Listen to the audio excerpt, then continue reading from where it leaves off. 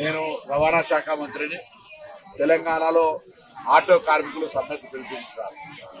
నేను ఎందుకంటే హైదరాబాద్ లో నేను అవునా కాబట్టి నేను ఆ సంఘాలకు నేరుగా వ్యక్తిగతంగా విజ్ఞప్తి చేస్తున్నట్టే భావించండి. నేను రవాణా శాఖ మంత్రిగా ఆర్టీసీ కార్మికులకు కూడా ఇష్యూ వస్తే నేను వాళ్ళకి చెప్పిన పరిష్కారం చేస్తా అని చెప్పిన పరిష్కారం చేసినాం. ఇవాళ ఆర్టీసీకి సంబంధించి గుర్తింపు ఎన్నికలు విలీన ప్రక్రియ అంతా కూడా వాళ్ళ మిగతా అంశాలన్నీ పరిష్కారం అవుతారు.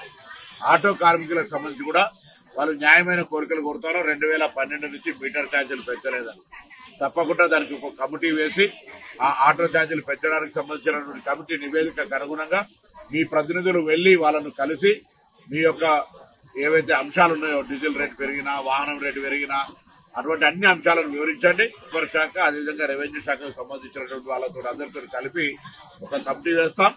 తొందరలోనే ఆ కమిటీ వేసి ఆ యొక్క 2012 తర్వాత పెరిగినటువంటి ఛార్జీలను పెంచుతాం ఎంత అనేటువంటిది మనం సమీక్షగా నిర్ణయం చేద్దామనే మాట మనం చేస్తాం. రెండవది సంక్షేమ బోర్డు అడుగుతా ఉన్నారు. లేబర్ సంక్షేమ బోర్డు కావాలంటే కార్మికుల పక్షాన సెస్ వసూలు కావాల్సి వస్తుంది. దానికి కూడా నేను అన్ని సంఘాలను కోరిన సంక్షేమ బోర్డు వేయడానికి కూడా కేబినెట్ అనుమతి ఇచ్చింది. దానికి సంబంధించిన విధి విధానాలు చేసుకోవడమే కాబట్టి ఆ సంక్షేమ బోర్డు కూడా వేస్తామనేటువంటి మాట నేను ఈ సందర్భంగా కోరుతాను. ఇది కాక ఆటో కార్మికుల సంక్షేమం దృష్టిలో పెట్టుకొని వాళ్ళ దగ్గర అంత ఆర్థికంగా ఉండదని హైదరాబాద్ లో 1,50,000 రూపాయలతోటి ఎలక్ట్రిసిటీ ఆటోలు కొనుక్కోవడానికి కానీ లేదా ఈవీ ఆటోలుగా రెట్రోఫిట్మెంట్ అంటే పెట్రోల్ డీజిల్ ఆటోలు లేకుండా ఉండడం కొరకు వాటిని ఈ విధంగా మారుస్తా ఉన్నాం. అది కాక స్క్రాప్ చేసుకుంటే కూడా కొత్త ఆటో కొనుక్కోవడానికి సహకారం చేస్తా ఉన్నాం.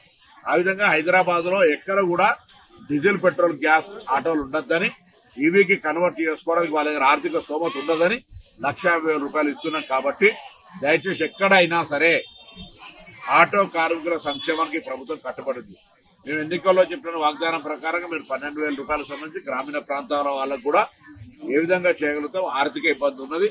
మీ అందరూ కూడా గ్రామీణ ప్రాంతాల్లో రవాణా సరఫరాకు సంబంధించి కష్టపడేటువంటి వాళ్ళు మీ జీవితాల్లో కూడా న్యాయం జరిగే విధంగా ప్రభుత్వం ఆలోచన చేస్తోంది.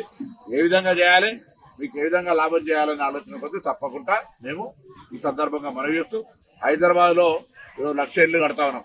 ఇటు ఆర్టీసీ కార్మికులతో పాటుగా ఆటో కార్మికులు కూడా వాళ్ళు అప్లై చేసుకుని వాళ్ళకు ఆ అంత పెద్ద విలువైన స్థలాల్లో కట్టే ఇళ్లకు అర్హులు కావచ్చని మేము కోరినాం. ఈ విధంగా అన్ని రకాల వాళ్ళకి 200 యూనిట్ల కరెంటు ఫ్రీ ఇస్తా ఉన్నాం.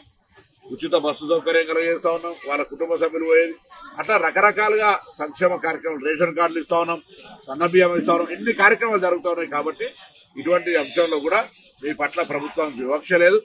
ఈ ప్రభుత్వం పక్షాన రవాణా శాఖ మంత్రి అని మీకు విజ్ఞప్తి చేస్తా ఉన్నా. సమ్మె ద్వారా ప్రజలను ఇబ్బంది కలిగేసేటువంటి ప్రయత్నం వద్దు.